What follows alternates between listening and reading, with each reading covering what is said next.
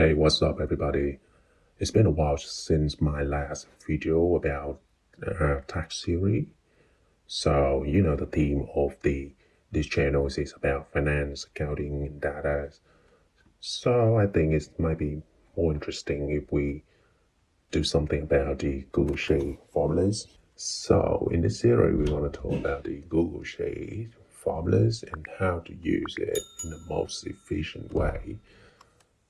I choose the array formulas for the very first topic to talk about.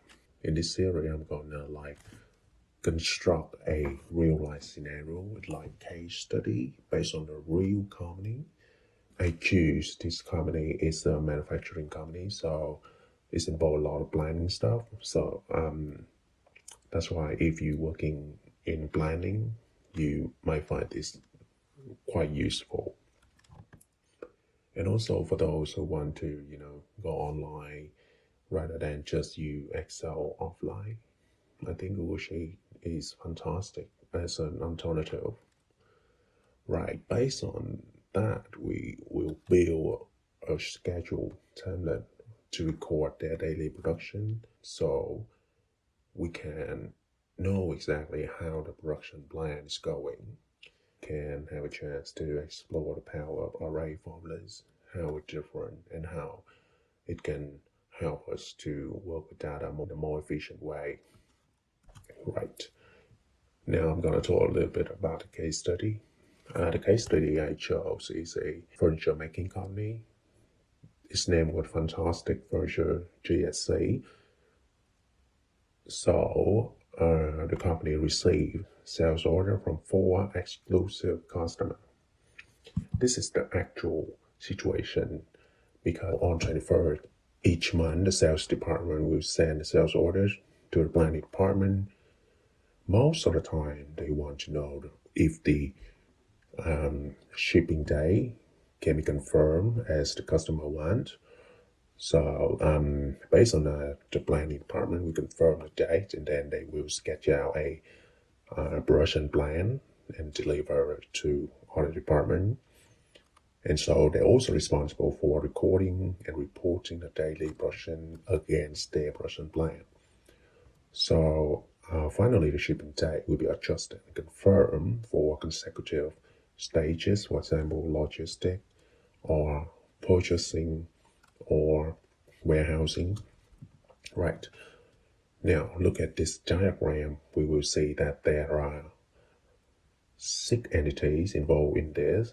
First thing is customer, and then they use sales order to communicate with the sales department.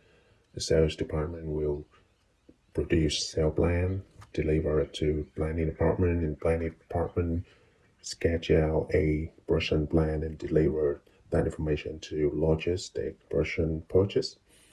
During this stage, they communicate with production a lot, and each and every day they have to record the quantity, what they have produced during the day against the plan.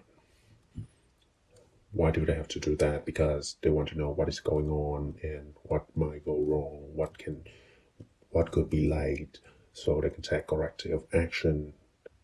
We have 3 questions basically. We have to know if we're still on track with, and each and every day we have to know how much we produce so far. Now, based on that management question, we will design the template for it. This is not the whole view of the file. This is just the left side where we record the basic information. Now we have the customer, we have the order information, we have the product information, price and quantity. Here's the important part. Look at the column marked yellow, the mass volume. Here's where the array formula kick in. So conventionally, we will take the G7 multiply H7 multiply I7, and we divide by 10 power 9 to arrive at the result, and then we drag it down to the end. In this case, for example, we have 1000. line, we have to drag it down to 1000, and the next time if we add more data into it, we have to drag it down again. But with the array formula, you don't need to do it. You just put it once, add one cell, and the next time if you add more line, more data into it, it will automatically calculate for you. You will not see the formula. The formula just exists at the very first cell. So that's enough for explanation. I'm going to show you how it really works. And I leave a link down here so you can click on that and you will see the real template. You can download it, you can play with it, whatever you want, and enjoy. See you next time.